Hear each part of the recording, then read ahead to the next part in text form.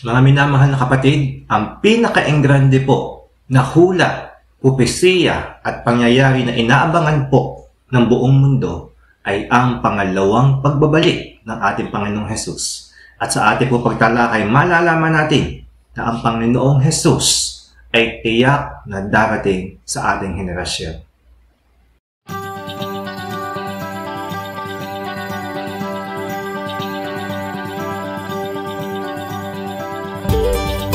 Mapagpalang araw po sa bawat isa. Muli po, ako si Brother Francis Hernandez upang maghatid sa inyo ng mga aralin patungkol sa huling araw. At para po sa araw na ito, isa po napaka-espesyal na pagtalakay ang ating pong gagawin sapagkat ito po ay patungkol sa hari ng mga hari, ang Panginoon ng Panginoon at ang kanyang muling pagbabalik, ang kanya pong second coming na dapat po ay nagbibigay sa atin ng pag-asa, nagbibigay po sa atin ng maluwahating pagkasabik, nagbibigay po sa atin ng sigla, kapanatagan, kapayapaan sa kabila po ng lahat ng kadiliman na nangyayari po sa buong mundo.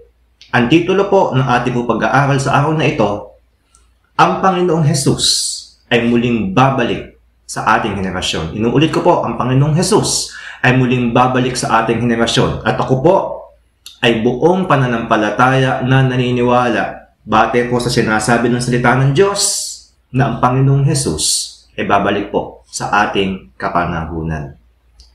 Bago po tayo magsimula, tayo po ay manalangin. Hallelujah.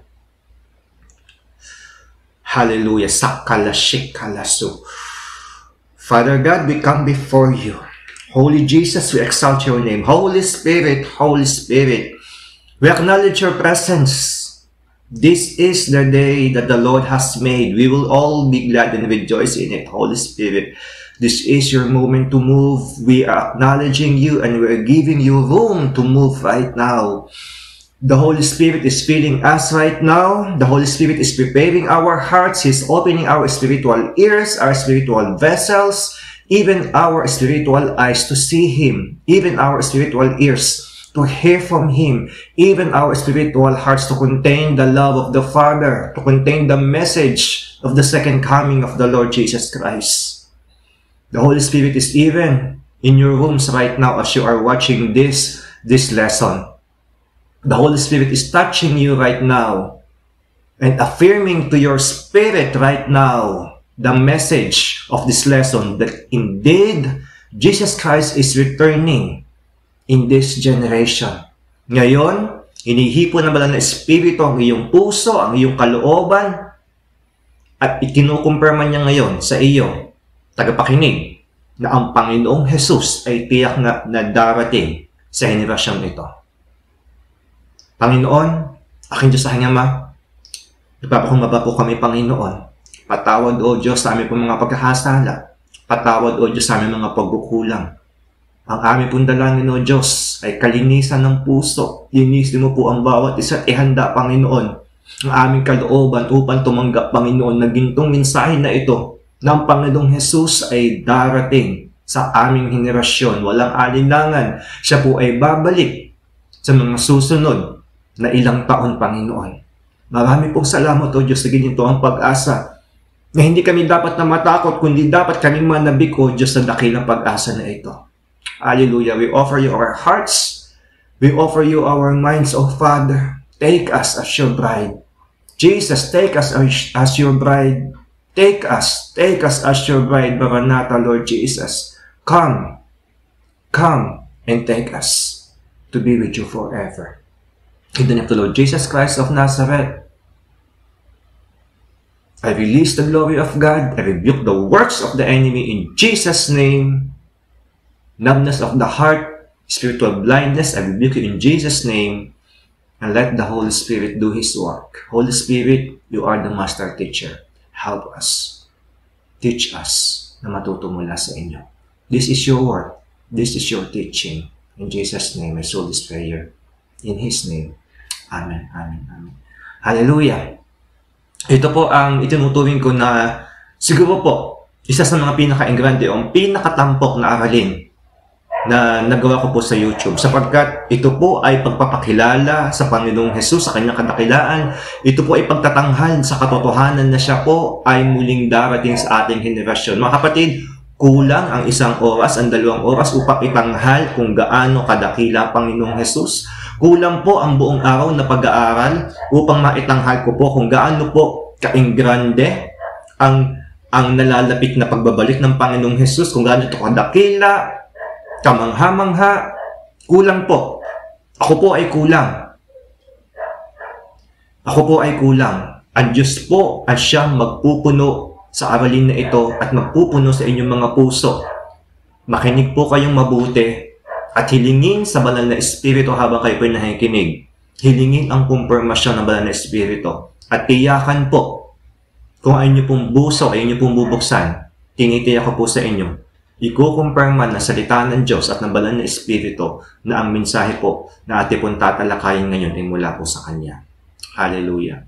Si Jesus, ang Panginoong Jesus na ating sinasamba at pinapalalangin sa bawat araw ay muli pong babalik sa ating henerasyon. Kaya dapat po tayo lahat ay maging handa.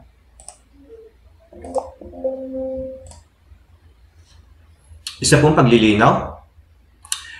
Hayaan po muna ninyo na linawin ko na kapag po sinabi ko na ang Panginoon ay babalik sa ating panahon, sa ating kapanahunan, sa ating henerasyon, hindi ko po ibig sabihin na kaya kong sabihin ng araw at oras ng kanyang pagbabalik. Magkaiba po yun. Ang kapanahunan po ay magkaiba sa araw at oras. Sabi po ng Panginoon, alam po natin na sinabi niya sa Matthew 24 verse 36, walang nakakaalam ng araw at oras ng kanyang muling pagbabalik. Kahit po ang mga anghel sa langit ay hindi po nakakaalam. Ang tangi lamang po na nakakaalam nito ay ang Ama sa langit. Ganoon pa man, tinitiyak po at nililinaw po ng Biblia sa ating pong pag-aaral na pwede po nating malaman ng panahon o ang henerasyon ng muling pagbabalik ng Panginoong Hesus. Sa English po, ito tinatawag na time and season. Ano ba yung time and season? Iba't iba po pakahulugan ng time and season. Ang time and season po ay tumutukoy po sa kapanahunan, sa yugto ng panahon na tiyak na hindi po kayang pabulaanan. Halimbawa, sa Pilipinas. Dalawa po ang panahon ng Pilipinas. Klase ng panahon, tag-init at taglamig. Tag-init o kaya tag-araw o kaya po ay tag-ulan. Maliwanag po iyon. Ngayon po, lalo po nagbabago po ang panahon, subalit yung pa rin po, may dalawa po pa rin na panahon po sa Pilipinas. Ano ba ang kahulugan ng kapanahunan? Kapanahunan, alam po natin ang panahon ng pagtatanim at ang panahon ng pag-aani. Alam din po natin ang panahon na sa yugtong ito na tayo po yung namatayan, na mahal sa buhay, ito po ay panahon ng pagluluksa. Ganun po yung mga halimbawa ng mga tiyak na kapanahunan. At ito po sa salita ng Diyos, pag-aaralan po natin na talaga pong may mga ibinigay ang salita ng Diyos mula po sa labi ng Panginoong Hesus at mula po sa labi ng mga propeta at ng mga apostol na pwede po nating malaman ng may kasiguraduhan ang panahon kung kailan babalik ang Panginoong Hesus. At mga kapatid, ito po ay dapat na magdulot sa atin ng kasiyahan.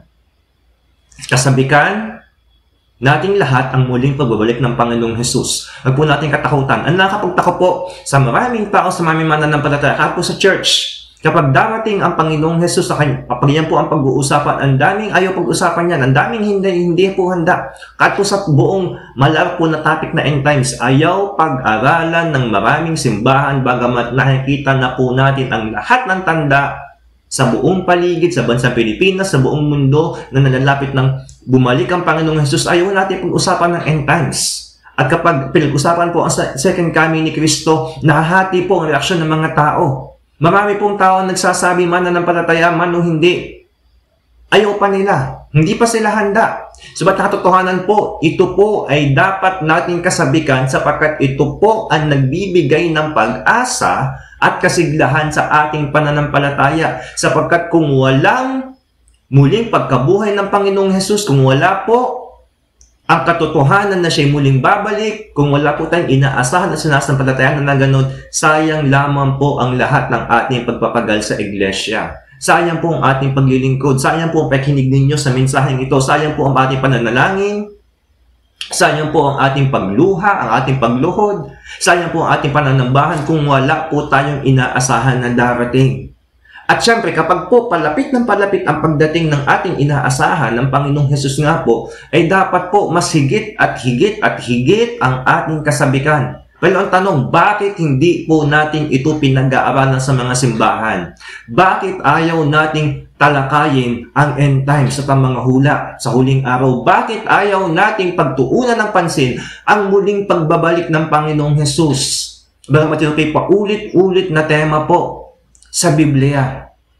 Ang pinakamalaking hula po sa Lumang Tipan ay ang hula sa unang pagdating ng Panginoong Hesus bilang Mesiyas na ipapanganak sa isang birhen, si Maria nga po. At ang pinakadakila naman pong hula sa bagong tipan ay ang pangalawang pagbabalik ng Panginoong Hesus. Napakapalad po natin. Hindi man po natin nasaksihan ang pinakadakilang hula at katuparan sa Lumang Tipan, ang una niyang pagpunta dito sa lupa. Masasaksihan naman po natin ang engrande at maluwalhati na pagbabalik ng Panginoong Hesus. Sapagkat tayo po ay nandun sa kapanahunan na yun.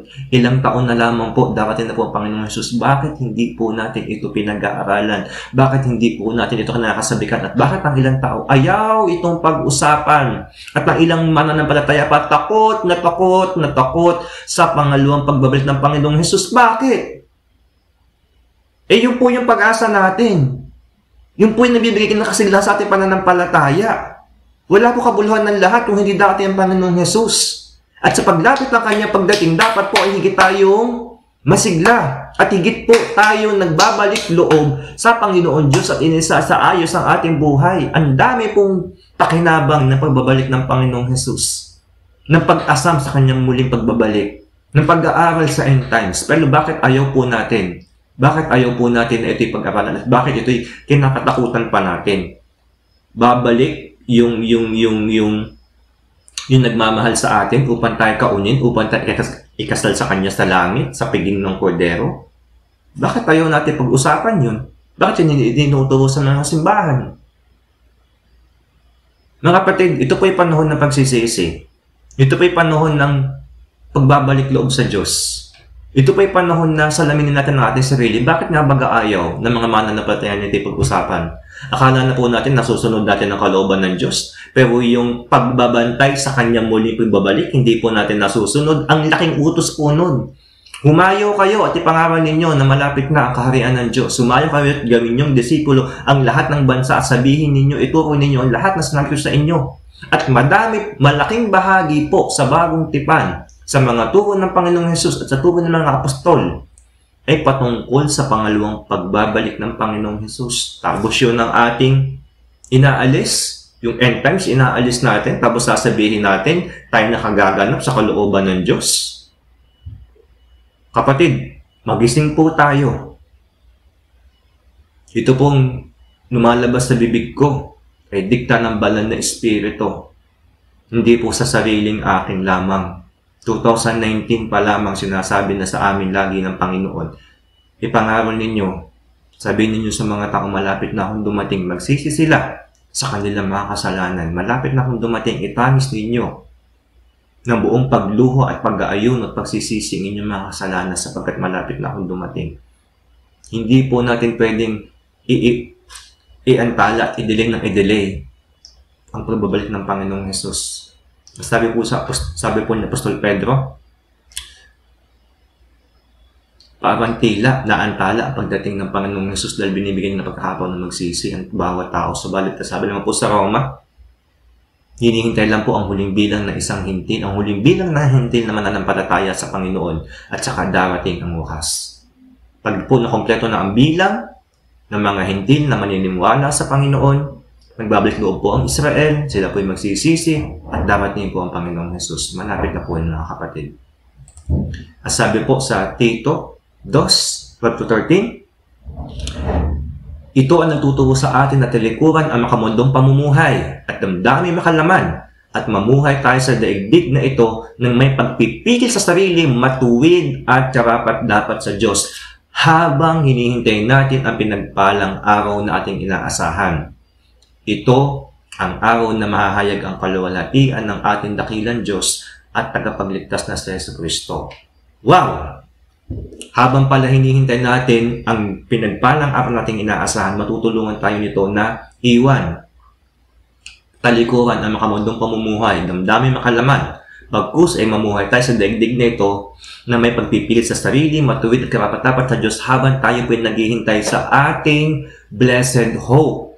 Blessed hope. Ito po ay ang araw na mahahayag ang kaluwalhatian na ating dakilang Diyos at kapagligtas na si Jesucristo. Kapatid, kasabikan natin to, yung ating pinapalalanginan, nakikita natin ng literal ng ating mga mata, hindi lamang po natin spiritual ng mata, hindi lamang po ng vision, spiritual vision, kundi ng ating pong physical na mata. Nakikita po ng lahat ng mata kanya pagbabalik. Kasabikan po natin ito, huwag po natin katakutan. Ihanda po natin ang ating sarili. At nasabi po, sa Roma 8:18-23, para sa akin, ang mga pagtitiis natin sa kasalukuyan ay hindi maihahambing sa kaluwalhatiang ipapahayag sa atin balang araw. Sapagkat nananabik ang sangnilikha, iahayag ng Diyos ang kanyang mga anak. Nabigo ang sangnilikha, hindi dahil sa kagustuhan ito, kundi dahil itinulot ito ng Diyos. Gayunman, nagbigay rin siya ng pag-asa na ang lahat ng nilikha ipinalayan ng Diyos upang hindi na ito mabulok at upang makibahagi ito sa kaluwalhatiang kalayaan ng mga anak ng Diyos. Alam natin hanggang ngayon dumaraing ang sangnilikha dahil sa matinding hirap tulad ng isang manganganak.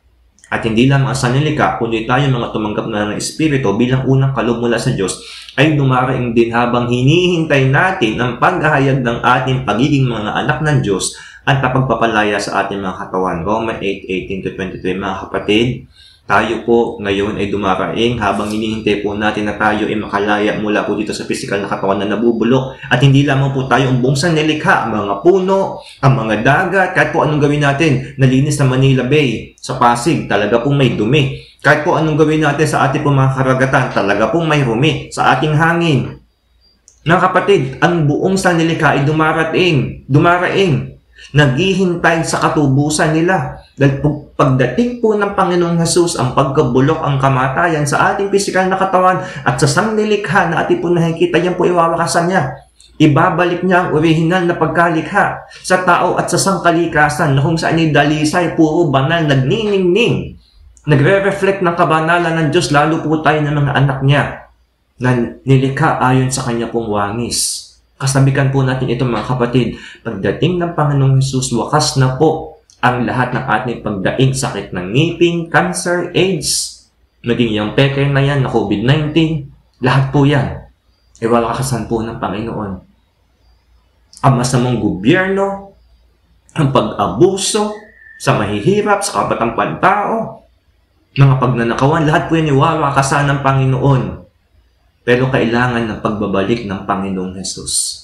At kailangan munang dumaan po sa tribulation, magamat hindi po natin mararanasan ng buong tribulation na 7 years. Mga kapatid, huwag po natin katakutan ang muling pagbabalik ng Panginoong Hesus. Dapat ba kasabikan natin ito? Dapat po ay hangarin natin ito. At huwag natin ilayo ng ilayo ang pagbabalik ng Panginoong Hesus. Sa halip na anyayahan natin ang Panginoong Hesus, Maranatha, bumalik ka na Panginoong Hesus. Sa halip na anyayahan natin ang muling pagbalik ng Panginoong Hesus, as sinasabi po ng iglesia, wag muna, ayaw pa namin. Nakatali pa kami dito sa sanlibutan.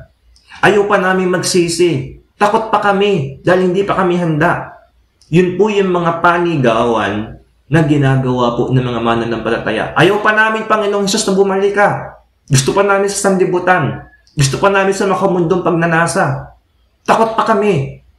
Dahil alam namin mapaparusahan kami. Mga kapatid, mali po. Hindi po ganun. Huwag po natin ipagtabo yan. Ang pangalawang pagbabalik ng Panginoong Hesus. Kung pag-aaralan natin ng salita ng Diyos, harap-harap pa sinasabi sa atin, malapit na siyang dumating. Pero parang ayaw natin. Ayaw natin pag-usapan. Ayaw nating aralin. Ayaw nating ipanalangin.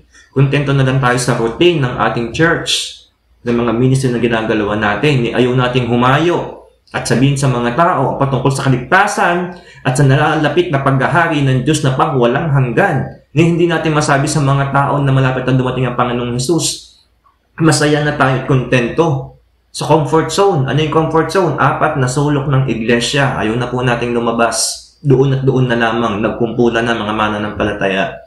Pero nais ng Diyos mula lumang tipan hanggang bagong tipan. Humahayo at kumakalat ang mga anak ng Diyos upang ipakita ang ilaw ng Panginoon Diyos sa madilim na sanlibutan.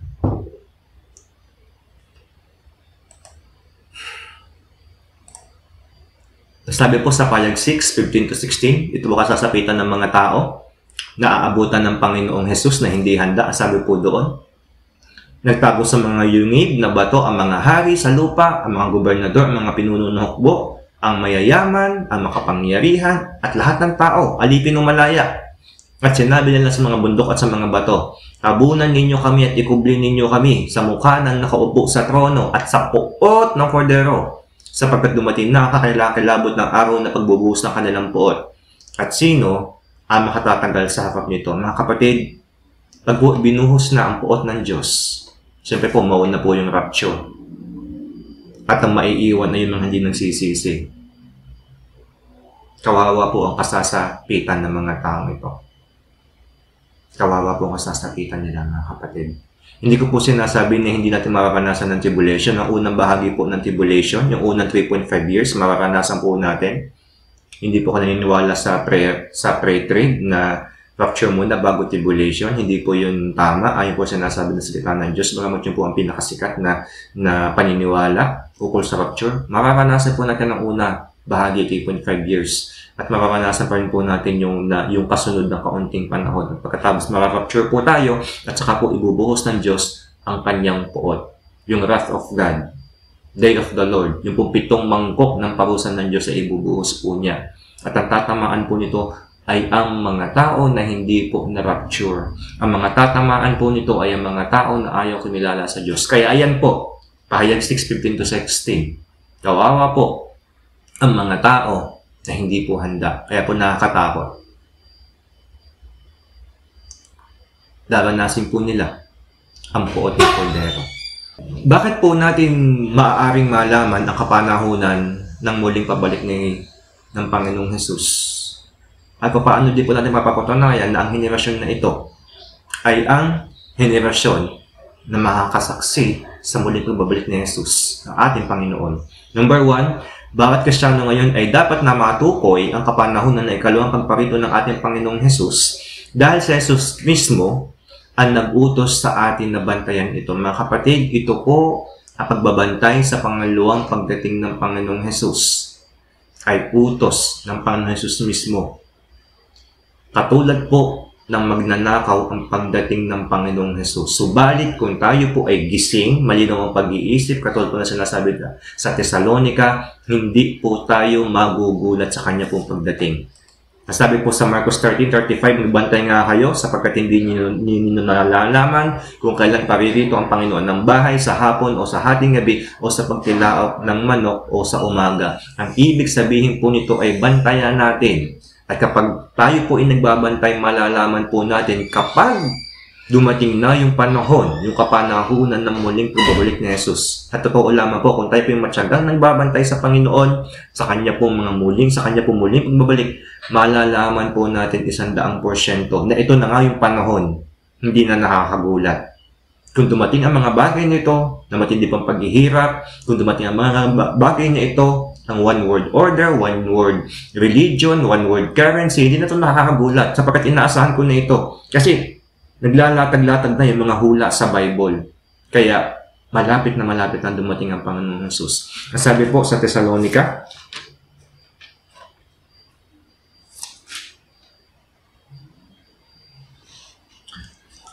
chapter 5, mga kapatid, hindi na kailangan isulat ko pa sa inyo kung kailan magaganap ang mga bagay na ito sapagkat alam na ninyo na ang pagdating ng araw ng Panginoon ay katulad ng pagdating ng magnanakaw sa gabi. Kapag sinasabi ng lahat ng tao, tiwasa at panatagal lahat, biglang darating ang kapamahan. Hindi sila makakaiwas sapagkat ang pagdating nito ay tulad ng pagsumpong na sakit ang tiyan ng isang babaeng manganganak. Ngunit wala na kayo sa kadiliman, mga kapatid, kahit hindi kayo mabibigla sa araw na iyon na darating na parang magnanakaw.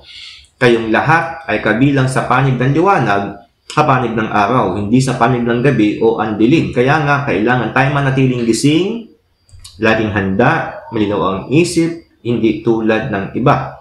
Sa gabi, karaniwang natutulog ang tao at sa gabi rin karaniwang naglalasing. Ngunit dahil tayo nasa panig ng araw, dapat maging matino ang ating pag-iisip. Isuot natin ang baluti ng pananampalataya at pag-ibig at isuot ang helmet ng pag-asa at pagliligtas na gagawin sa atin ng Diyos. Hindi tayo pinili ng Diyos upang bagsakan ng kanyang puot, kundi upang iligtas sa pamamagitan ng ating Panginoong Hesukristo. Mga kapatid, maging handa po sa pagdating ng Panginoon.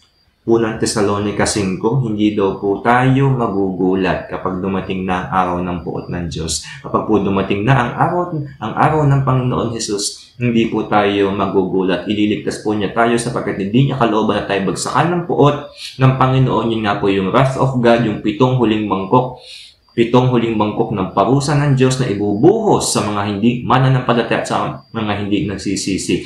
Hindi po tayo babagsakan nun. Subalit sa mga mananatiling tulog na mananampalataya, hindi nagbabantay at hindi nagpapakalinis, at doon po sa mga hindi mananampalataya na ayaw magsisi, mararanasan po nila ang puot ng Panginoon. Sabi po ni Apostol Pablo, kapag kayo ay manatiling gising, nagbabantay at laging handa, hindi kayo magugulat, mabibigla sa pagdating ng araw na iyon, sapagkat handa kayo at malalaman ninyo ang kapanahunan ng muling pagbabalik ng Panginoong Hesus at malapit na. Kaya po mga sitwasyon nga ni papangit, pilit akong ini-establish ang one word order, new world order, pilit akong ini-establish ang one word currency, pati po one word religion, yung po tatlong na yan, pati po yung surveillance, yung SIM card registration na gagamitin po ka-surveillance sa atin, pati po yung mga biometric identity, pati po yung mga chip, lahat po yan inilalatag na at minamadali. Ang iba't ibang bansa po ay nagtatawag na dapat na tayo magkaroon ng isang gobyerno sa buong daigdig at dapat na tayo magkaroon ng centralized currency by 2025 daw. Mga kapatid, lantaran na lumalabas sa ating kapanahunan ang mga tanda na sinasabi sa Biblia. Malapit na po talagang dumating ang Panginoong Hesus. Number 2, ito po ay kaugnay ng number 1, bawat Kristiyano ngayon ay dapat na matukoy ang kapanahunan ng ikalawang pagparito ng ating Panginoon dahil si Jesucristo mismo ang nagbigay sa atin ng napakaraming tanda at propesiya na dapat bantayan. Mga kapatid, inilatag na po ng Panginoong Hesus at ng mga apostol ang mga tanda at propesiya na dapat po nating bantayan para malaman natin ang panahon ng kanyang pagbabalik. Kapag hindi po natin na-identify yan sa ating panahon, ay hindi po talaga tayo nag-aaral ng kanyang salita. Kapag hindi po natin nalaman na mga nangyayari sa buong mundo ngayon ay nagkakalakip, nagsasama-sama, nagkakalakip na tumutukoy sa nalalapit na pagdating ng Panginoon Hesus, talagang hindi po tayo nag-aaral ng Biblia. Dapat po tayong mag-aral, dapat po tayong magbasa, dapat po tayong lumuhod at manalangin. Nasabi po sa Mateo 24, 32-35, pag-aralan ninyo ngayon ay isang talinghaga ng puno ng igos. Kapag ang kanyang mga sangay malambot pa at nagsidahon, ay nalalaman ninyo na ang tag-araw ay malapit na. Gayon din naman kayo. Pagka inyo nakita ang lahat ng mga bagay na ito, ay talastasin ninyo na malapit na, nasa pintuan na nga. Katotohanan na sinasabi ko sa inyo, hindi lilipas ng dahing ito hanggang sa maganap ang lahat ng mga bagay na ito. Mga kapatid, tatalakayin po natin mamaya, Matthew 24, 32-35. Actually po, ang buong Matthew 24 ay puno po yan ng mga hula na nagsasabi po na talagang ito na yung panahon na huling henerasyon. Ito po yung panahon na darating ang Panginoong Hesus. Ang dami pong tanda. At mamaya po, pag-aralan po natin itong Matthew 24, 32-35, ito po tinatawag na fig tree prophecy.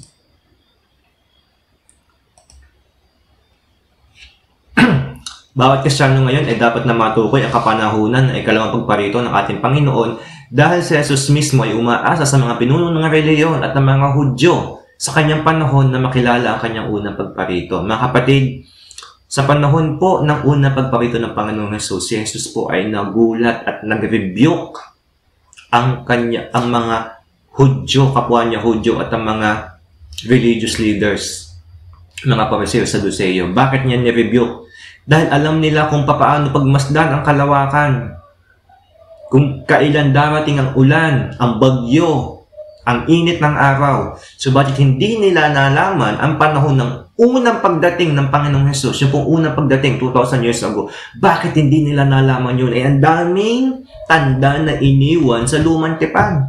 Kaya po nagulat ang Panginoong Hesus at tinuwid niya at nirebuke ang mga religious leaders. Ngayon, ang katotohanan po, sa pangalawang pagdating ng Panginoong Hesus, mas matinding rebuke ang aabutin po ng mga tao, lalo tigit ng mga mananampalataya, dahil bakit hindi ninyo inasahan ng muli kung pagbabalik? Bakit hindi niyo natukoy na ito yung panahon ng kanyang muling pagbabalik, na ito pa'y malapit na malapit na? Dahil hindi po tayo nag-aaral ng salita ng Diyos. Hindi po natin pinag-aaralan ng end times. Dapat po natin matukoy ito. Sabi po sa Lucas 12:54-56, at sinabi ni Renia sa mga tao, kapag nakita ninyo isang ulap na tumataas mula sa kanluran, kapag ninyo sinasabi, may ulan na dumarating at ganoon nga. At kapag nakita ninyo humihipang hagbagat, ay sinasabi ninyo magiging init at ito ay nangyayari.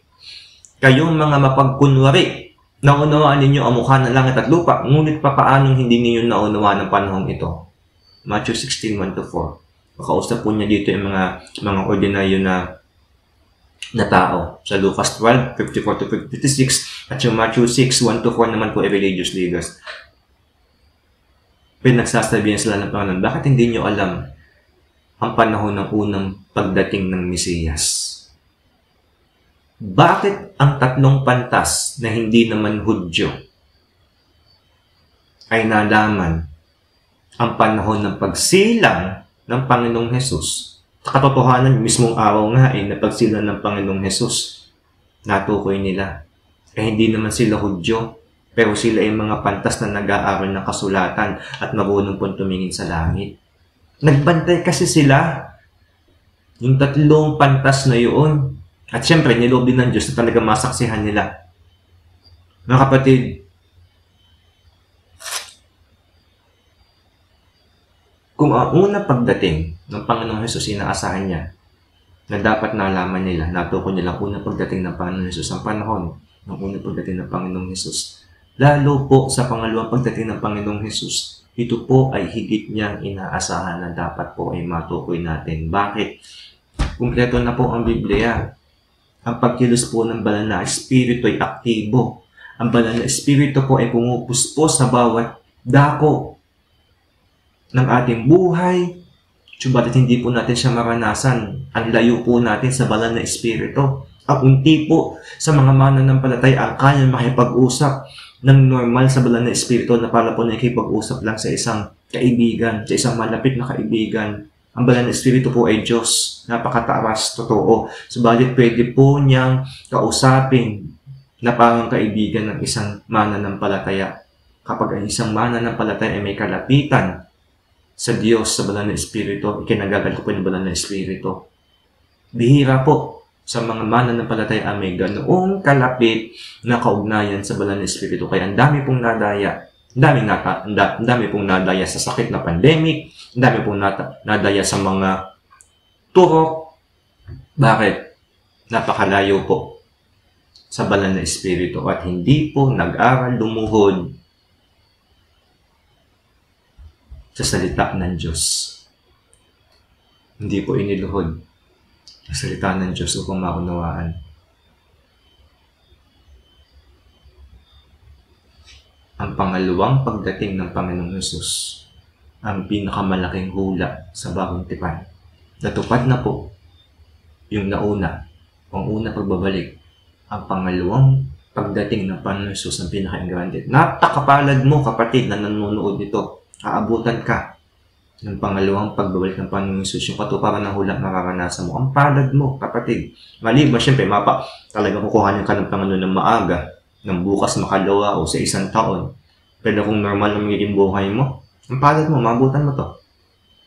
Sabi ng Panginoong Hesus sa kanyang panahon, napakapalad ninyo sapagkat ang daming propeta na naghintay sa kanyang pagparito sa lupa, yung pong una niyang pagdating dito.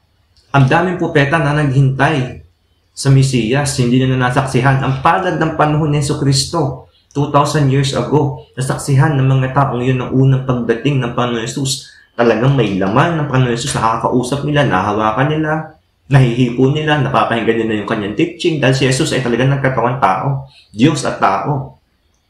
Ang palad nila, yung po ang nagbigay ng kasiyahan sa mga propeta, ang paghihintay nila sa Mesiyas, kasi lumalabas sa kanilang propesya na talaga may darating na Mesiyas. Sa Genesis pa lang, alam na ni Moses yun na may darating na Mesiyas. Propeta Isaiah, Zechariah, alam na po nila. Lumalabas sa kanilang bibig. Kay David, alam nila. May darating na Mesiyas. Pero hindi nila nasaksihan yun. At ngayon po sa panahon natin, masasaksihan natin ang pangalawang pagbabalik ng Panginoon Jesus, pero hindi tayo excited. Ayaw pa nga natin. Mga kapatid, dapat po ay ito ay ating kasabikan at magdulot po ng pag-asa sa ating pong mga buhay. Number 4, bakit po maaari natin malaman na kapanahunan ng muling pagbalik ng Panginoon Jesus? Ayan. Bakit Kristiyano ngayon ay dapat na matukoy ang kapanahunan ay ikalawang pagpakita ng ating Panginoon dahil may nakatakdang panahon kung kailan ang pagkaunawang ito ay makukuha ng mga mananampalataya o maunawa ng mga mananampalataya at ang oras na iyon ay ngayon na. Sa lupon ng mahabang panahon, mahirap pong tukuyin talaga ang panahon na ikalawang pagpakita ng Panginoon Jesus dahil may hiwaga po sa Biblia na nakasarado. Sabi po sa Daniel 12:8-9, at aking narinig, ngunit hindi ko naunawa na magkagay sinabi ko, O Panginoon ko, ano ang magiging wakas ng mga bagay na ito? At kanya sinabi, yumaon ka sa iyong lakad, Daniel. Sapagkat ang mga salita ay sarado at natatlakahan hanggang sa panahon ng kawakasan. Ang konteksto po nito ay pinakita po kay Daniel kung nangyayari sa huling araw sa end times. Ngayon, end times po mismo, pangalawang pagbabalik ng Panginoon Jesus ngayon, ibinigay sa kanya yung ilang detalye ng anghel kasi po nakita niya sa vision na nangyayari sa end times, pinaliwanag ng anghel, subalit may mga tanong pa rin si Daniel. May mga bagay pa rin na hindi siya naiintindihan. Gusto pa niya ng konkreto pa ng mga paliwanag. Ngayon, sabi ng anghel, Daniel, ikaw ay tumahimik na, ipagpatuloy mo ng ginagawa mo, ito ay sarado at lihim at natatakan hanggang sa panahon ng kawakasan. Sa panahon po na ito, panahon po ng World War I, World War II, hindi po nila matukoy. Inisip nila na yun na yun. Yung panahon ng wakas, pero mali. Madami pong propesiya na hindi pa natutupad. At ngayon po, sa ating po panahon, binuksan na po ang hiwaga ng aklat na ito. Kaya po ang panahon na ito, ang henerasyon na ito, kung ikaw, kapatid, ay nag-aaral sa ng Diyos, nakikipagnig sa banal na Espiritu na malapitan, nananalangin, lumuluhan, nag-aayun at pinag-aaralan ng mga end times, imposibleng hindi mo malaman na ngayon ang henerasyon ng pagbabalik ng Panginoon Jesus. Ulitin ko po, kung ikaw ay nag-aaral ng end times, kung ikaw ay lumuluhod, nananalangin, at may malapit na kaugnayan na nakikipagniig sa banal na Espiritu, imposibleng hindi mo malaman na ang henerasyon na ito ay ang henerasyon na darat na ng Panginoong Jesus. Imposible po. Imposible na hindi mo malaman na ito po ang henerasyon na darat na ng Panginoong Jesus. Number 5, bawat Kristiyano ngayon ay dapat na matukoy ang kapanahunan na ikalawang pagparito ng ating Panginoon dahil ang Diyos ay naghahayag ng kanyang kalooban sa pamamagitan ng propesiya o ng mga hula. Sabi po sa Amos 3:7, tunay na ang Panginoon, Diyos ay walang gagawin kundi kanyang ihahayag ang kanyang lihim sa kanyang mga lingkod ng mga propeta. Lahat daw po ng plano ng Diyos ay ibinibigay niya sa kanyang mga propeta through the spirit of prophecy. Sabi po sa Joel 2:28-29, ibubuhos ng Ama ng Diyos ang kanyang pong banal na Espiritu sa huling araw at ang mga anak ninyong lalaki at babae ay magpropesiya. Ang mga dalaga at binata ay magkakaroon ng mga pangitain. At ang mga matatandang lalaki at matandang babae ay magkakaroon ng mga panaginip. At kahit po ang mga lingkod, mga alipin ay pupuspusin ng kanyang banal na Espiritu. Ibig sabihin sa huling araw po, madaming revelation. At ang dami po ngayon ng mga tao, mga matindi ko po sinasabi, hindi po lahat ng panaginip at vision ay galing sa Diyos. Subalit, ang dami pong tunay na mga lingkod ng Diyos ang pinapangusapan ng Panginoon, talaga pong galing sa Kanya yung mga panaginip at pangitain na talaga pong ang Panginoon Jesus ay babalik na. Kahit po ito nangyari sa ating mundo na kaguluhan, mga sakit, karamdaman, mga turukan na yan, mga shot-shot na yan, Ang dami na pong nakaalam yan ng mga mananampalataya dahil pinapangusapan po sila ng Diyos. Ilan taon bago po mangyari yan? Yung mga first shot, second dose, ang dami na po nakaalam yan. Pinagpauna na po yan ng Diyos. Wala pong bago. Kapag malapit ka sa Panginoon, ipapalag na ng Diyos sa iyo yan. Kapag ikaw ay nagtatanong sa Diyos, sasagutin ka ng Panginoon, hindi madamot ang Panginoon. Kung ang puso may nagtatapat sa Kanya, talaga nagtatanong, sasagutin ka ng Panginoon. Meron po akong ihahain dito ng tatlong patunay na tayo ang huling henerasyon kung kailan babalik ang Panginoon. Actually po, nagbigay po ko dati ito ng madami po eh. May 13 po yata yun, 14 na patunay that we are the last generation. May Tagalog po ako nun. At yung po yung may pinakamadaming views. Salamat po sa Panginoon, ginamit niya yung video na yon para pumuko po ng kaisipan ng mga tao. Ngayon po, mabibigay lang po ako ng tatlong patunay na tayo pong huling henerasyon kung kailan babalik ang Panginoon. The fig tree generation. Ito po binasa natin sa Mateo 24. Sabi ko dito, Mateo 24, 32 to 35. Unawain ninyo ang aral mula sa puno ng igos. Kapag ang mga sanga nito ay umuusbong at nagkakadama na, alam ninyong malapit na ang tag-araw. Kaya din naman, kapag nakita ninyo ang lahat ng ito, malalaman ninyong malapit na siyang dumating, halos napirito na. Tandaan ninyo, nagaganap ang lahat ng mga ito bago maubos ang salilahing ito.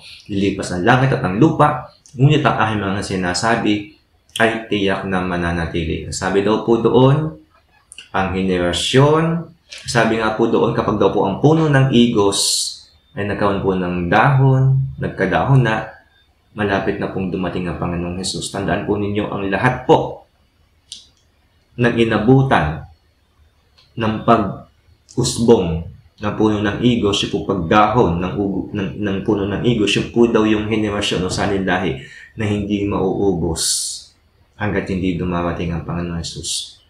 Bago po maubos ang lahi na umabot sa pagdadahon ng puno ng igos, darating ang Panginoong Hesus. The fig tree generation.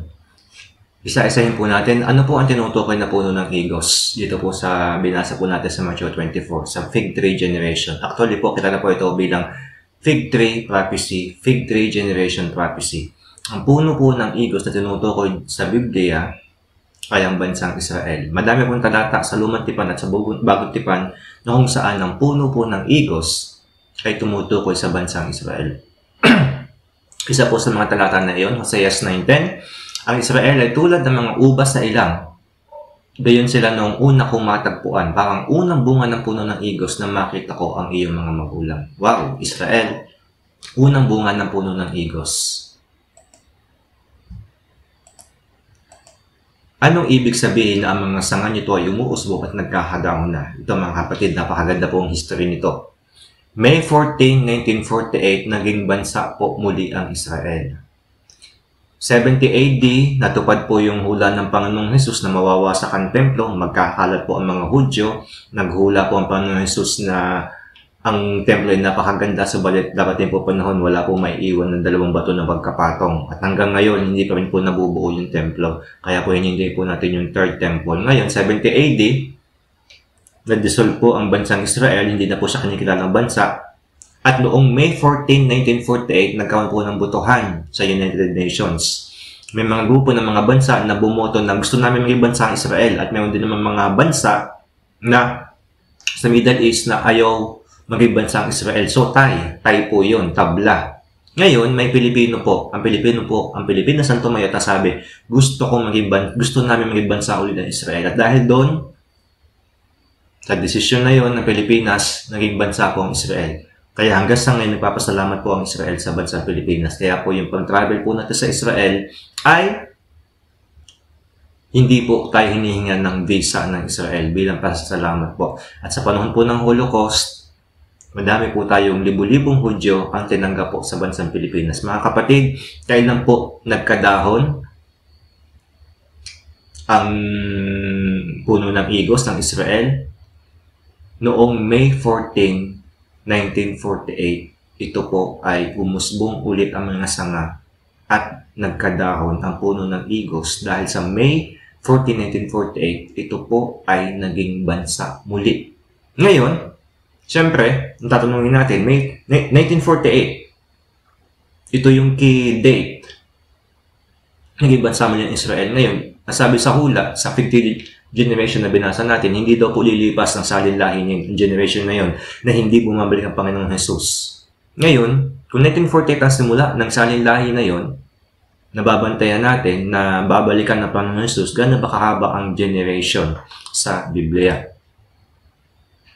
Sabi po sa awit 90 verse 10, buhay namin umaabot ng 70 taong singkad, bisa na may 80 kung kami ay malakas. Awit 90 verse 10. So, 70 to 80 years ang haba po ng generation. Ngayon, may pong isipin ng iba, Genesis. 120 years daw. Dahil nasabi po ng Diyos Ama doon, ay sobrang sama ng tao.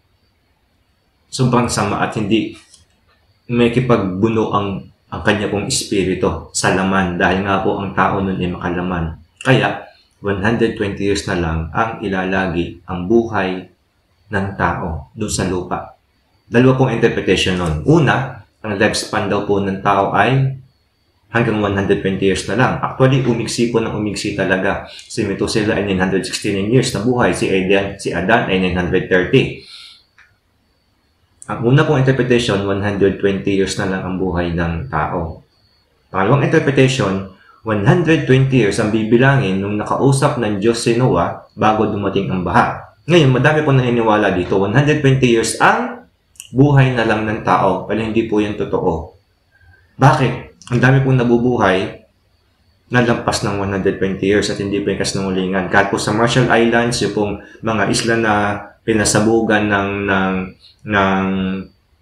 ng Amerika ng mga sandatahang ng mga nuclear bombs o atomic bombs, ang general lifespan po ng mga tao doon ay 180 to 200 years, mga kapatid. 180 to 200 years. Ngayon, syempre, hindi sinungaling ang Diyos. Kung sinabi ng 120 na lang buhay ng tao, bakit may mga umabot ng 180? Bakit may mga umabot ng 200? At mga kapatid, hindi po fake news yung 180 to 200 years na lifespan ng mga tao doon sa Marshall Islands. Bakit? Natural na kanilang kinakain. Wala po silang mga magic sarap. Maganda po kanilang kinakain. Sariwa ang tubig. At nung nagkaroon ng World War II, hindi nila alam na nagkaroon ng World War II. Ang ganda po ng buhay nila. Para pong paraiso. Ang ganda. Talaga pong natural at nature na nature. Pero yun nga po, pinasabugan po sila at ngayon, ang radiation po ang naging dahilan kung bakit maigsi na po ang buhay ng mga tao doon sa Marshall Islands at kakaunti na lang po ang nabubuhay. Ang kapatid, alam po natin, hindi po sinungaling ang Diyos. At bate po sa pag-aaral ng mga scholar, yung pong pangalawang interpretation sa 120 years ang tama. Inabot ng 120 years bago bumuhos ang baha. Binigyan ng pagkakataon ng Diyos ang mga tao sa panahon ni Noe na magsisi. Kaya po sa panahon na si Noe ay nagagawa ng arka at natapos po niya yun, 120 years po. Sa loob po ng 120 years yun po ay ginugol niya sa paggagawa ng arka at sa pangangaral upang ang tao ay magsisi sapagkat nagpapadala ang Diyos ng baha. Sabagat tinawanan po siya ng tinawanan. Yung po yung tamang interpretation sa Genesis 6. Kaya po, hindi po sinabi ng Panginoon sa Genesis 6 na 120 years ang henerasyon ng isang tao. O ang tagal ng buhay ng tao, hindi po. May mga lumampas, pero ang talagang average po na generation ng tao ay nandito po sa awit 90 verse 10. 70 singkad o kung malakas naman ay 80 po. Ngayon po, syempre, 1948 plus 70 years. Kasi po, 2 taon po ang ating dalawang numero po pipilian natin. 1948 plus 70 years is 2018. Wala po nangyari. Walang rapture at hindi po bumalik ang Panginoon. Ngayon, 1948 plus 80 equals 2028. Mga kapatid, lilinawin ko po sa inyo. Hindi ko po sinasabi na sa 2028 ay 100% po akong sigurado na talagang doon po babalik ang Panginoong Jesus. Baka po magalit kayo sa akin na sabihin ko ako ay nag-date setting. Hindi po. Ang sa akin lang po mga kapatid, 2028 doon po sa mga taon na yun malapit ang pagdating ng Panginoong Jesus. 1, 2, 3 taon, maring mali ako. Maring nga po ang tribulation niya magsimula ng 2028 at ako balik ng Panginoon ni 2035. Maring yun po ang mangyari. Pinakamahaba po yun na pagkakamali sa pagtansya namin. Subalit, dahil hindi lang po ako nag-aaral nito, pati po yung mga kaibigan ko sa ibang bansa. Subalit, kaya ko po ito sinasabi pa, mga kapatid sa inyo, kaya ko po ito binibigyan na linaw sa inyo ay para sabihin sa inyo na tukod na tayo doon sa henerasyon na yun. Malapit na po nating maabot yung hangganan. Kung hihintayin po natin yung 120 years, kung pipilit po natin ilapit yung 120 years na yun bilang haba ng henerasyon, hindi. Napakalayo pa po eh. Ikinakasan na ng buong mundo yung one world order, yung Great Reset, pilit na inilalapat. Yung Great Reset ay nagsimula na nga at pilit na inilalapat ang one world currency, one world generation, one world religion. Tapos hihintayin mo pa yung 120 years na napakatagal. Imposible po. Napakatagal pa nun. Ito po yung panahon na abutan natin ang pangalawang pagbabalik ng Panginoong Hesus. Ngayon, ito po ay estimated years. Hindi po ako nagpapakadogmatic na talagang 2028 talaga darating ang Panginoong Hesus. Inuulit ko, hindi ko po binibigyan ng 100% nakasagawa doon na 2028 darating ang Panginoong Hesus. Subalit ang sigurado po ako sa panahon po natin ito babalik ang Panginoong Hesus. Hindi po ito aabutin pa ng napakaraming taon. Hindi po. Sapagkat bate po sa sinasabi ng Biblia, tayo po ay nasa Matthew 24 verses 6 and 7 na. Ngayon, ipagpalagay lang po natin na 2028 po ang pangalawang pagbabalik ng Panginoong Hesus. Ito po ay estimated years. Kung 2028 po ang pangalawang pagbabalik ng Panginoong Hesus, ang tribulation po ay mauuna sa second coming. Gano'n po kahaba ang tribulation? 7 years. So, 2028 minus 7 equals 2021. At doon po sa period na yon, 2021 to 2028, yun po yung 7 years tribulation. At alam po natin ang unang bahagi ng tribulation, unang 3.5 years, ay first half ng tribulation. At ang pangalawang 3.5 years, yun po yung Great Tribulation. At ang gitna po nun na yung abomination of desolation. Kasukulan-sukulan na kalapastangan. Sa second coming ni Kristo, after po na pangalawang pagbabalik ng Panginoong Hesus Kristo ay magkakaroon po ng millennial reign o isang taong paghahari ni Kristo. Ngayon, kung tama po na tayo pa nasa unang bahagi ng tribulation, so ito po talaga nagsimula na ng 2021 at magtatapos ng 2025, first half po ng tribulation, sa panahon po na ito ay binibuild ang foundations sa pagtatatag ng New World Order, One World Currency at One World Religion. United Nations, European Union, wars, mga gera, cryptocurrencies, subject counters, Paymaya, Maya, PayPal, mask, vaccine, boosters, RFID chip, social credit system, AI, lahat po ng yan ay pundasyon ng One World Order at One World Currency. 100%. Yan po ang pundasyon ng One World Order at One World Currency. Actually, sa maraming taon na po, nilalatag ang pundasyon ng One World Order at One World Currency. So, balik ngayon po taon na to, grabe. Ngayon po mga taon na ito, since 2021, grabe po. At talagang gusto nila na pag-aralan ko paano makontrol ang tao at sa pamamagitan po ng pananakot. Climate change at saka po ng COVID. Ngayon po, abomination of desolation, kasukulan-sukulan ng kalapastanganan, ito po sa kalagitnaan, marireveal po ang Antichrist. At ang New World Order at One World Currency ay talaga pong magsisimula na. At sa Great Tribulation, yung po yung 2025 to 2028, dito po mangyayari sa matinding kapighatian na to, ang forceful implementation ng Mark of the Beast o ang saplit na pagpapatupad ng Mark of the Beast. Kaya po mga kapatid, napakalapit na po natin. Ito po yung estimated years lang, inuulit ko. 2021 to 2028. Magkamali man ito ay ilang taon lamang po. Magkamali man ito ay ilang taon lang. Kaya maging handa po tayo. Number 2 po, nakatunayan na ating pong henerasyon ang abutan po ng pangalawang pagbabalik ng Panginoong Hesus, ang 1,000 taon na pahinga o yung sabbatical rest.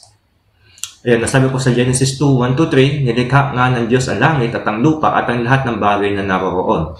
Tinapos niya likhain ang lahat ng ito sa loob ng 6 na araw at siya nagpahinga sa ikapitong araw. Pinagpala niya ang ikapitong araw at itinuring itong banal sapagkat sa araw na ito siya nagpahinga matapos likhain ang lahat. Ayun mga kapatid, Alam po natin ang nangyari sa Genesis chapter 2, 1-3, 6 na araw ang paglikha. Sa ika-6 na araw po nilikha ang tao. At sa ika-7 araw ay nagpahinga po ang ating pong Diyos Ama at itinuring itong sakdal at banal. Ngayon,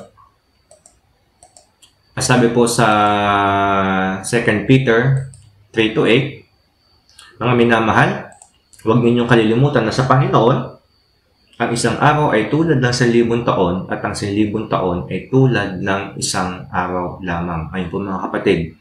Ang konteksto po ng 2 Peter chapter 3 ay patungkol po sa muling pagbabalik ng Panginoong Hesus. Ang sabi ng mga tao, matagal na sinasabi yan na babalik ang Panginoong Hesus. Namatay na ang aming mga ninuno, subalit hindi pa bumabalik ang Panginoong Hesus. At sabi ni Apostol Pedro, hinihintay niya, binibigyan niya ng pagkakataon na lahat ay magsisi. At alalahanin ninyo na isang araw ay tulad ng 1,000 taon at ang 1,000 taon ay tulad ng isang araw. At sinabi po mga kapatid sa Isaiah na ipinakita ng Diyos ang huling panahon, ang katapusan sa pamamagitan ng simula. Sa simula pa lamang ay ipinakita na ng Diyos ang katapusan. Ibig po sabihin kung ano ang inilatag ng Diyos sa pasimula. Sa Genesis 2, 1-3 na 7 araw ay ganoon din ang magiging wakas na pattern doon.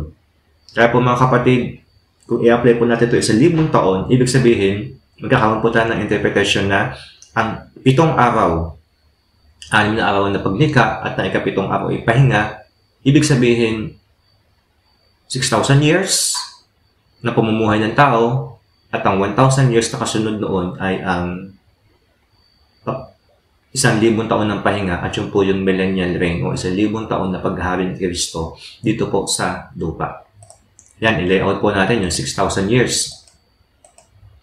Creation of Adam to Abraham, mula po sa panahon ni Adam, hanggang kay Abraham, 2,000 years, times of Adam. Mula po kay Abraham hanggang sa kapanganakan ng Panginoong Jesus, 2,000 years, times of the Jews. At mula po sa kapanganakan ng Panginoon Jesus sa kanyang muling pagbabalik, ito po ay 2,000 years times of the Gentiles. Equal 6,000 years. Kaya nga po may AD. Yun po yung AD. BC, yung Adam to Abraham, BC po yun. At yung Abraham to Jesus, yun po ay BC din, before Christ. Ngayon, mula po kay Jesus, nung mamatay po siya hanggang sa kanya po pagbabalik, yun po ay AD. Yun po 2,000 years. Ngayon, plus yung millennial reign o 1,000 taon ng paghahari ng Panginoong Jesus equals 7,000 years. Ngayon po mga kapatid, ano pong year natin? 2023. Ayon po sa kalalapong estimate at actually po ang medyo komplikado po ang computation na ito. 2023 po tayo ngayon, eh di dapat saktong 2,000 para tumugma yung 6,000 years. Dapat saktong 2,000 dumating ng Panginoong Jesus year 2,000. Eh bakit maghihintay pa kami ng 2028, 2035? Bakit? Dahil po ang pagbilang po ng taon ay hindi po ganun kasimple. Medyo komplikado. Ayon po sa computation po ng iba, ito ay 2029. Papatak yung saktong 6,000 years. Sabalit dahil po sa ilang adjustment, dahil po walang zero, wala pong year 0 sa calendar, ay mababawasan po ito at magiging 2028. At ang sabi din po nila ay ang prophetic year ay hindi po 365 days, kundi po 360 years. Ganun pa man, pinapakita po nito, mga kapatid, hindi man sakto na 2028 dumating ang Panginoon Jesus.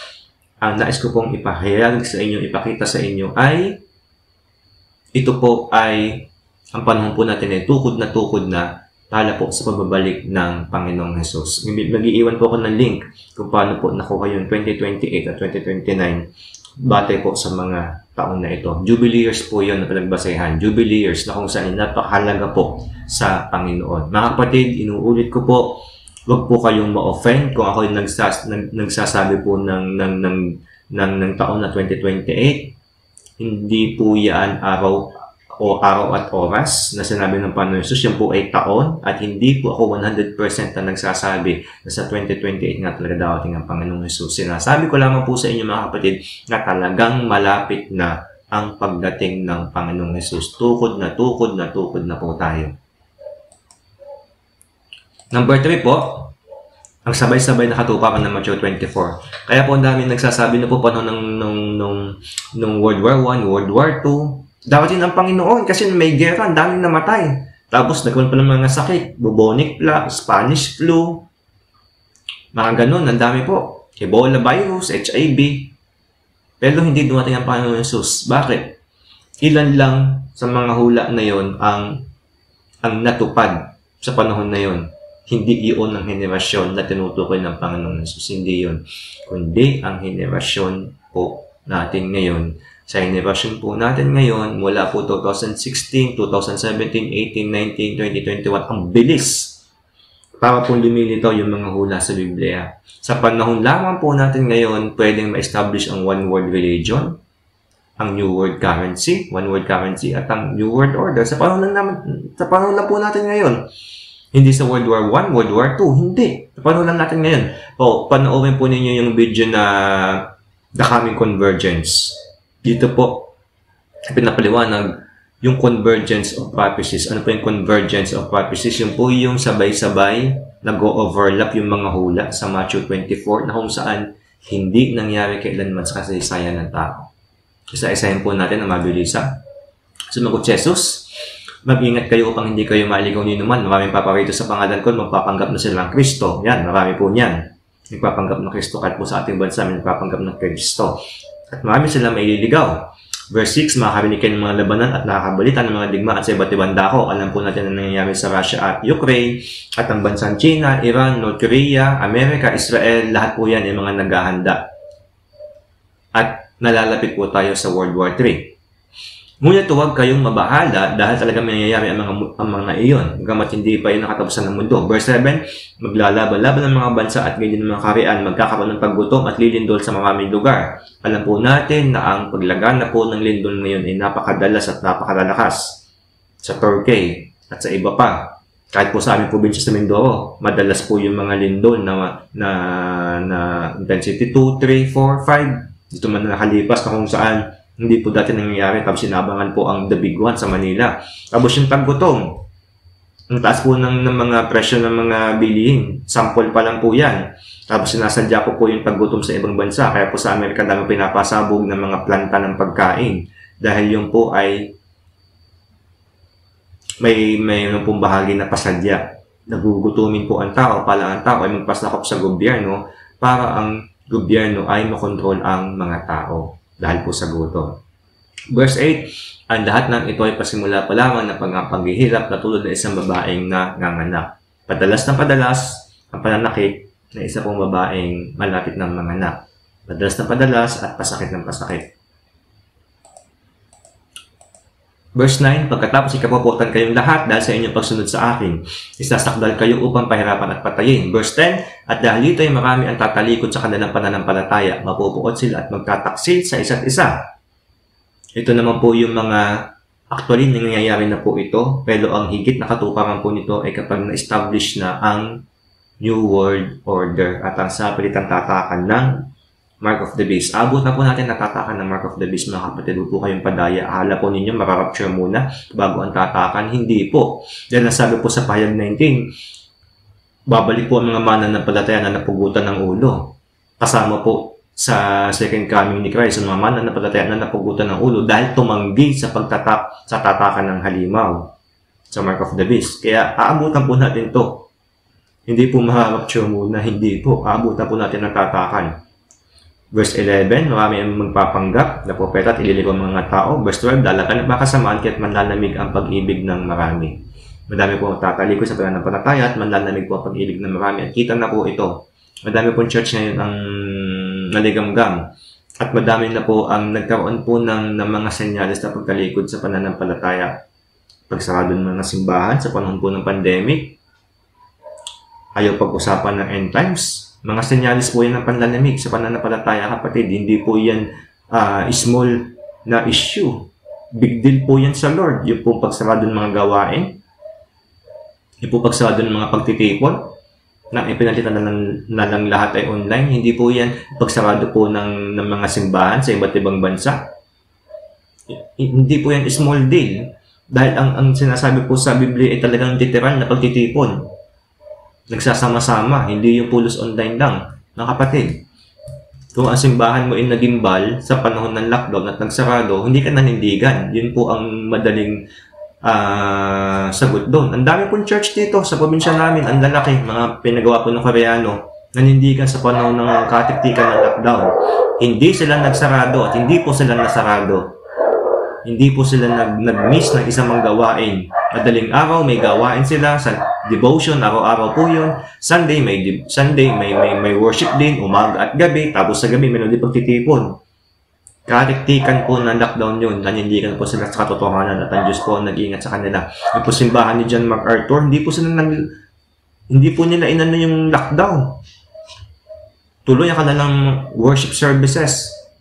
Yung pong iglesia na pinapangunahan po ni John MacArthur. At nanalo po sila sa kaso. Hindi pwedeng isara at ipatigil ang pagtitipon ng mga anak ng Diyos. Kahit po nga mga persecuted countries sa China nagtatagtog po sila sa kuweba makapagtipon ng kapatid. Kung ang mga bagay na ito ay sumindak sa atin, natatakot tayo sumunod sa gobyerno, tanungin po natin ang ating pananampalataya. Buubagan talaga ang ating pananampalataya. Kung ang dikta ng gobyerno ay nasusunod, taliwas sa pananampalataya. Verse 14, ipapangaral sa buong sanlibutan ang magandang balitang ito tungkol sa kaharian ng Diyos upang magsilbi patotoo sa lahat ng mga bansa at sa darating ang wakas. Verse 14, kapag po umikot na po ang mabuting balita sa buong mundo, darating po ang wakas. Ngayon, naabot na ba? Umikot na ba? Hindi pa po. Saan po nagsimula mabuting balita? Sa Jerusalem, sa Israel. Ito po ibabalik. Ngayon po, medyo nahirapang bumalik ang mabuting balita sa Jerusalem dahil po sa pagtalikod ng mga mananampalataya, mga Hudyo, Israelita, at dahil po pinaligiran po ang Israel ng mga Arabo at ng mga Muslim. Kaya hindi po makabalik ang mabuting balita doon. At alam naman po natin na Israel po, hindi po madaking bahagi pa rin po ng Israel, hindi kinikilala si Jesus bilang Mesiyas. Kailangan po muli nila mapahinggan ng mabuting balita. Sa kanilang nagsimula, subalit sabi po sa Roma 11, talaga pong titikas sa kanilang puso at sila ay masasakot ng spiritual blindness upang ang kaligtasan ay kumalat sa mga hintil.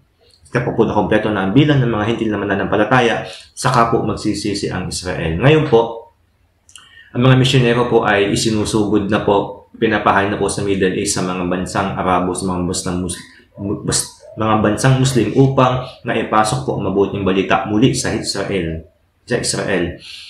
Less than 500 people groups na lang po, grupo po ng mga tao, hindi po mga bansa, kundi mga grupo ng mga tao. Sa isang bansa po, pwede pong may 10, 20 na grupo ng mga tao. Sa Pilipinas, madami po. Less than 500 people groups na lang po ang hindi nakakapakinig ng mabuting balita. Mula po sa 25,000 itong mga nakalipas na taon. Mabilis po yung pag-unti. Kaunti na lamang po ang hindi po nakilala sa Panginoong Jesus. Kapag po na-penetrate na yon, saka po darating ang wakas. Pag nakaikot po ang mabuting balita, pabalik po sa Jerusalem, sa Israel, darating ang wakas. Kaya mga kapatid, maging excited po tayo. Madapit na po dumating ang Panginoong Jesus. Sa ating pong henerasyon darating ang Panginoong Jesus. Gumising po tayo. Nariyan na po ang mga senyales. Matthew 24, nasa verses 6 and 7 na po tayo, kasalukuyan. Pasama pa ng pasama ang darating na sa panahon. Iniisip po natin na babalik pa sa normal. Hindi po. Yan po ipasama. Sa ngayon po, nakakahinga po tayo. Wala po yung mga lockdown. Subalit ang taas naman po ng mga bilihin. Actually, may mga nagsasabi ang plano po ng WHO ay 100% vaccination rate sa taong 2023. Kaya maghanda po tayo sa mga susunod na ilalabas na sakit karamdaman. At pinaghahanda nga po ng WHO ang lahat po ng bansa na maghanda ng bakuna laban po sa bird flu. Kaya mga kapatid, inihandog ko po ang aralin na ito sa Panginoon Diyos bilang pagkilala sa nalalapit ng pagdating ng Panginoon Jesus. Ang panalangin ko po ay maghanda po tayo. Kung ikaw po na nakikinig ngayon, hanggang sa oras na ito ay nakikinig pa rin, nakaabot dito sa oras na ito ng video, kung hindi ka pa Kung nakapangrelasyon sa Panginoong Jesus, hindi po pasigurado na ikaw ay maliligtas. Sinasabi ko po sa inyo, yun na lamang pag-ibig ng Diyos sa sanlibutan, kaya binigay niya ang buhay ng kanyang bugtong na anak, upang ang sino mang sumampalataya sa kanya ay huwag mapahamak, kundi magkaroon ng buhay na walang hanggan.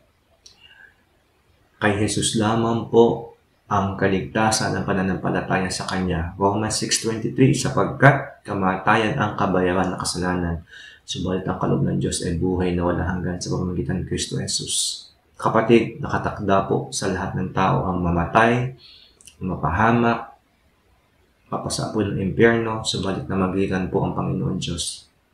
Gusto niyang iligtas tayo, kaya po binigay niya ang bugtong na anak na si Jesus. Ito po ay libre, binayaran na po ng Panginoong Jesus. Kung nais mong tanggapin mo niya, Panginoong Jesus, tutulungan po kita, sasamahan po kita sa pananalangin. At kung ikaw man ay mananampalataya na tumalikod sa Diyos, hindi po huli ang lahat. Kung napapahinggan mo ang video na ito, hindi po huli ang lahat sabagat ikaw ay buhay pa. May matino ka pang pag-iisip at kaya mo pang manampalataya. Pwede ka pang magsisi at magbalik loob sa Panginoon kung ikaw ay nanlalamig Kristiyano. Tayo po ay manalangin. Sakalashikalaso. Hallelujah. Salamat po, O Diyos, sa pagsama sa mensaheng itong Tikalasa. Father, let your Holy Spirit dwell among us.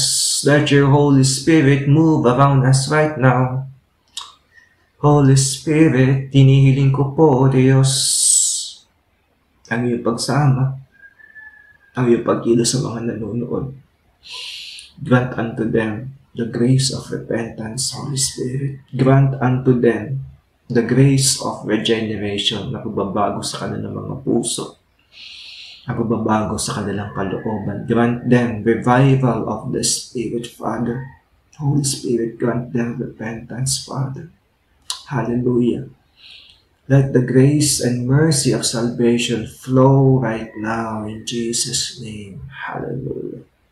Kapatid, ulitin mo ito na sasabihin ko sa iyo na nakikinig at nanonood. Ulitin mo ito itong sasabihin ko, tanda ng iyong personal na pakikipag-usap sa Diyos. Isipin mo na ang panalangin ito ay mula sa iyong puso. Paniwalaan mo ito at bigkasin mo sa harapan ng Diyos. Bigkasin mo talaga na napapahinggan mo mula sa iyong puso. Ulitin mo, sasabihin ko, Panginoon Diyos, na makapangyarihan sa lahat, na may lalalang ng langit at lupa, ako po nagpapakumbaba sa iyo pong harapan. Inaamin ko po na ako'y makasalanan simula pa sa aking pagkabata. Patawarin mo ako, O Diyos, sa lahat ng kasalanan. Gaya na pagpapatawad ko sa oras dito sa mga nagkakasala sa akin. Linisin mo ako, O Diyos, sa lahat ng kapamahan. Hugasan ako ng banal na dugo ng Panginoong Jesus na iyong bugtong na anak. Naniniwala po ako na si Jesus, ang Panginoong Jesus, ay namatay sa krus at muling nabuhay upang ako iligtas sa aking kasalanan. Tinatanggap ko po si Jesus bilang Panginoon at iligtas sa aking buhay. Marami po salamat sa buhay na walang hanggan na iyong pinangako. Hinihiling ko po, O Diyos, magpakilala ka po sa akin. Sa pangalan ni Jesus, Amen, Amen. Kapatid, patuloy kang pumikit at ipapanalangin kita sa Kalasyakalaso. Hallelujah. The anointing for healing is flowing right now.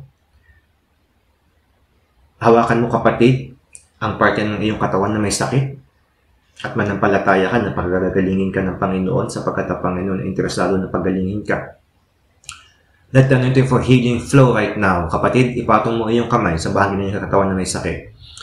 Father, I ask to anoint these hands na ngayon nakapatong doon sa bahagi niya na may sakit.